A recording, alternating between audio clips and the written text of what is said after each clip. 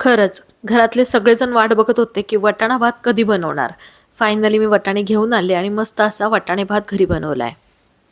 लगेचच एक वाटीभर वाटाणा पटकन सोलून घेतला. एक वाटी बासमती तांदूळ अख्खा जो आहे तो धुवून पाणी काढून ठेवलाय. आलं लसूण मिरची आणि कोथिंबीर यामध्ये थोडंसं पाणी घालून एक छानशी पेस्ट बनवून घेतली. जास्त पाण्याचा वापर करायचा नाहीये.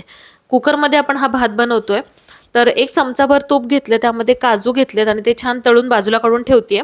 आता त्याच्यामध्येच मी लगेच इथं तेल पण ॲड करते. तेल गरम झाल्यानंतर जिरं आणि घरातले जे अवेलेबल खडे मसाले असतात ते खडे मसाले आपल्याला इथं वापरायचे. खडे मसाले घालून थोडंसं मिक्स करून घेतलंय. यानंतर थोडी पेस्ट जी आहे ती पण परतून घेतली आहे. यावरतीच कांदा, मीठ आणि टमॅटो या गोष्टी छान परतून घ्यायच्या. कांदा चांगला परतला गेला पाहिजे. थोडी कोथिंबीर घेतली आहे, थोडी हळद, चवीनुसार लाल तिखट आणि 2 चमचे धनेपूड. या भातासाठी कायमच गोडा मसाला मी वापरते.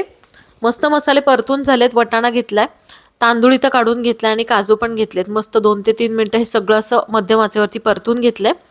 जितके तांदूळ होते त्याच्या डबल इथं पाण्याचा वापर केलाय. पाण्याला उकळी आल्यानंतर कोथिंबीर घातली आहे.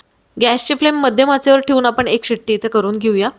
इथे ना वाटाणा भात आपला तयार झालाय. थोडासा झणझणीत झाला होता, अतिशय मस्त लागत होता आणि सगळे इतके छान खुश झाले. पोटभर सगळ्यांनी आस्वाद घेतला. तुम्ही पण नक्की ट्राय करा, तुम्हालाही नक्की आवडेल.